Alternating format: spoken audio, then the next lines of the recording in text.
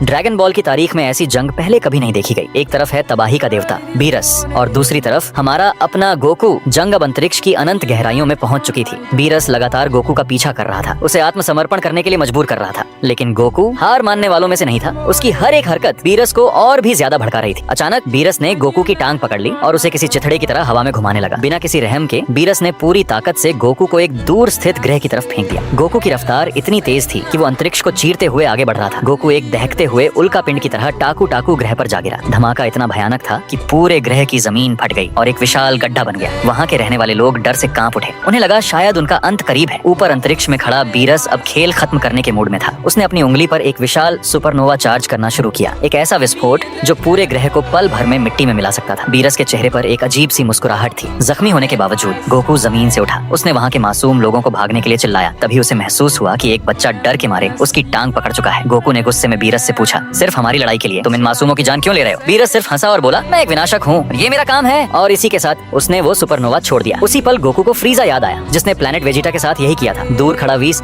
इस सबको देख रहा था। तभी उसकी और एकल फिश को एक ऐसा दृश्य दिखा जिसने वीस को भी हैरान कर दिया। एक ऐसी तबाही जो पूरे ब्रह्मांड को मिटा सकती थी। क्या ये आने वाली तबाही गोकू और बीरस की इस लड़ाई का नतीजा है? क्या गोकू इस ग्रह को बचा पाएगा? जानने के लिए देखिए अगले भाग। विस अपना स्टाफ देखते हैं और उनके चेहरे का रंग उड़ जाता है। ये नहीं हो सकता। बिना एक सेकंड गंवाए विस अपनी डिवाइन स्पीड से अर्थ पर पहुंच जाते हैं। गोकू ट्रेनिंग कर रहा होता है, लेकिन विस का एक्सप्रेशन देखकर वह तुरंत रुक जाता है। विस सान, क्या हुआ? गोकू, वो लोग तुम्हें मारने आ रहे हैं। गोकू के चेहरे पर कंफ्यूजन और घबराहट दोनों छा जाते हैं। मुझे कौन मारने आ रहा है और क्यों?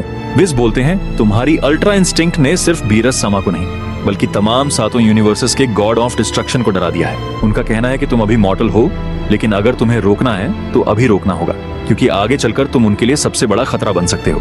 गोकू के दिमाग में सवालों का तूफान आ जाता है। तो अब मुझे क्या करना चाहिए? तुम्हें किसी ऐसी जगह जाना होगा जहां तुम्हारी एनर्जी इस दुनिया से कनेक्ट ना हो, कहीं बहुत दूर। गोकू एक पल सोचता है, फिर उसके चेहरे पर वही जाना पहचाना कॉन्फिडेंट स्माइल आ जाती है। Hyperbolic time chamber. विस हल्का सा मुस्कुराते हैं। चलो, दोनों कामीज लुकआउट की तरफ निकल पड़ते हैं। टाइम चैम्बर का गेट खुलता है और गोकू अंदर चला जाता है, बिना यह जाने कि उसके अंदर क्या इंतजार कर रहा है। विस प्लैनेट बीरस पर वापस पहुंचते हैं। वहाँ सारे गॉड ऑफ डिस्ट्रक्शन एक जगह जमा हो चुके हैं, सब एक ही सोच में डूबे हुए। गोकू का अंत कैसे किया जाए? तभी वाडोस के स्टाफ से एक लाल रोशनी चमक उठती है। वाडोस अपना स्टाफ घूर कर देखती है और उसका एक्सप्रेशन बदल जाता है। रुको, वाडोस कहती है, गोकू इस दुनिया में नहीं है। उसकी एनर्जी सिग्नेचर कहीं भी ट्रेस नहीं हो रही। सन्नाटा छा जाता है। इधर विस अपने दिमाग में एक प्लान बुनते हैं। अब बीरस को क्या जवाब देना है। टाइम चैम्बर के अंदर गोकू अपनी ट्रेनिंग शुरू कर देता है, बेखबर कि बाहर पूरी दुनिया उसे ढूंढ रही है।